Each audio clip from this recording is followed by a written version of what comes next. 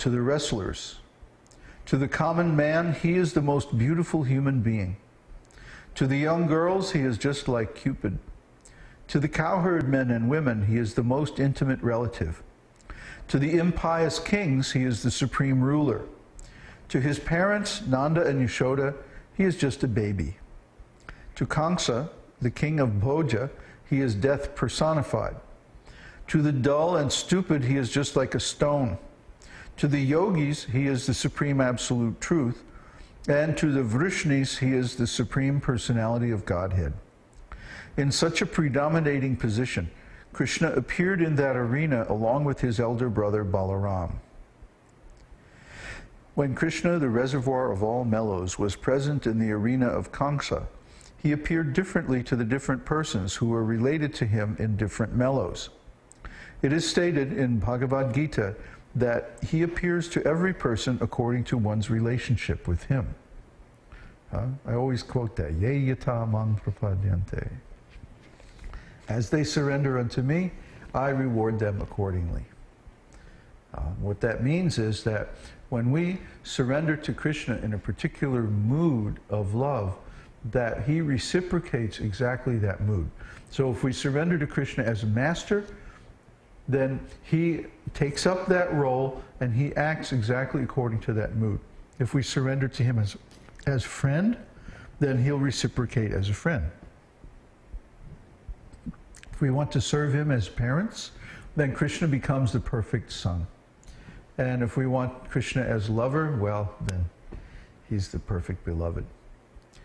So Kṛṣṇa is exactly reciprocating all the devotees' love for him. Not only that, for those who don't love him, he appears in a different aspect as the supreme controller or as death personified to the demons.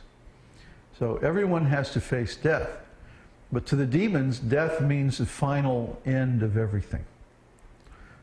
The termination of their existence. And for the devotees, death means liberation from this material world and returning back home, back to Godhead.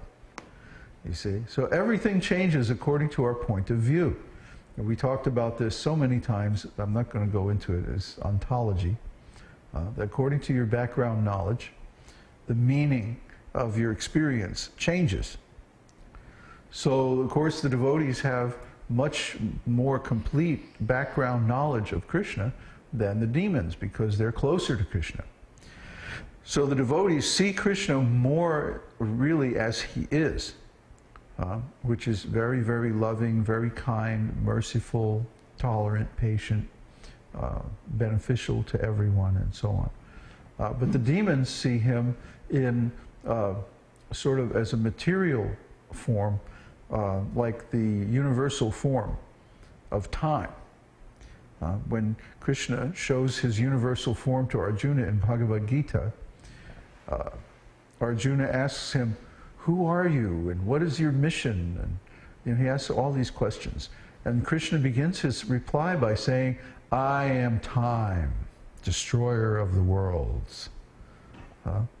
But in Srimad Bhagavatam we find that this universal form is actually more or less imaginary. And what it actually is that Krishna's potencies, represented by the demigods, 33 million demigods. And each demigod is the supreme controller of a particular energy or potency of Kṛṣṇa within the material universe. For example, Bhumi is the goddess of the earth. Vayu is the god of the air. And Surya is the god of the sun, and so on. So each of these demigods is supremely powerful within the scope of the material universe for their particular function. And there are 33 million demigods. So we cannot prevail over the authority of the demigods as long as we live in the material world. We have to follow their instructions. And they're getting their instructions from Kṛṣṇa. They're all Kṛṣṇa's servants. They're all devotees. So they may not be pure devotees, but they still have some attachment to this material world. That's why they're demigods. They enjoy the power and opulence of the material universe. But the demigods are insuperable. They're unconquerable to those of us who are in material existence. We have to follow them, and we should also honor them as servants of Kṛṣṇa. But then, if we really want to honor all living entities, not only the demigods, but everyone, then we should offer our worship to Kṛṣṇa and our service. Because, as Prabhupada always points out, if you water the root of a tree, you automatically water all the branches and the leaves. So we should pour the water of our faith and our service on the root of Kṛṣṇa. And then everything, every kind of service, every kind of benediction becomes ours automatically. Sometimes learned scholars describe predominating to mean a person intolerant of being neglected. This peculiarity in Kṛṣṇa was visible when Kṛṣṇa was insulting Maharaj Nanda. Vasudeva was asking Kṛṣṇa's assistance in killing Kṛṣṇa, and Kṛṣṇa was glancing over Kṛṣṇa with longing eyes, just like a prostitute, and was just preparing to jump at the king. Huh? You could just imagine Kṛṣṇa, you know, because Kṛṣṇa began to speak in a very insulting way about Kṛṣṇa's father, Vasudeva, right in front of Kṛṣṇa. You know, and I can just imagine Kṛṣṇa, you know, oh boy, you know, I can just like hardly wait to like, you know, he's just getting ready to jump on him, you know. Huh? Is the question? Oh, yeah. Is it Maharaj Nanda or Vasudeva? It's kind of confusing. Where? He was insulting Maharaj Nanda. Yes. And then Vasudeva was... Yeah, he was making some insulting remarks about the cowherd men and like that. And then what does Vasudeva do? Vasudeva was present also. Oh, I see. I mean, Kṛṣṇa was just, you know, dissing everybody. You know, how demons are. So, yeah, Kṛṣṇa was probably just like, oh boy, I can hardly wait to get my hands on you, you rascal. Anyway, then the next quality is meticulous dresser. A person who is very fond of dressing himself is called lalita, or a meticulous dresser. Does that answer your question about meaning, yeah, Lalita Madhava? Or Dhira Lalita? Yeah. This characteristic was found in Kṛṣṇa in two ways. Sometimes he used to decorate Srimati Radharani with various marks. And sometimes when he was preparing to kill demons, like Arishtashura, he would take care to arrange his belt very nicely. Dressed to kill.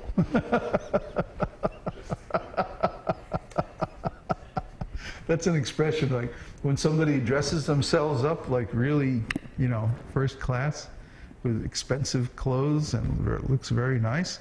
It's called dressed to kill. And I grew up in New Jersey, what can I tell you? That the gangsters, when they were going to go kill somebody, they would always dress very nicely in suits and like that. On the theory that a policeman is less likely to stop someone who is very nicely dressed and very respectable looking. You know, so you often see this in where in the town I grew up. The town I grew up in was like a kind of like a neutral zone for mafia people. They wouldn't perform any crime within this town where they all lived. See, even the bosses of various different gangs, they all lived in the same town.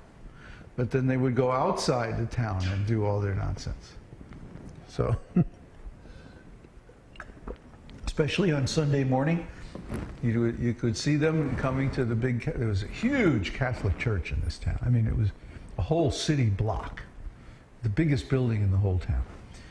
And all these guys would come, you know, in big black Cadillacs, you know, with really expensive suits on. The carnation in the buttonhole, you know. Big cigar, yeah. Anyway, dressed to kill. That's Kṛṣṇa. They're all copying Krishna. All these rascals, they're just taking some little quality of Krishna and imitating it in their own, perverted way.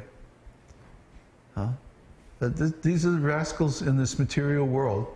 They're trying to imitate Krishna. Krishna is like the supreme lover. He's the supreme romantic hero. So everybody in this world is trying to imitate Krishna and be, the big romantic hero. And all they're doing is getting themselves entangled in so much material stuff.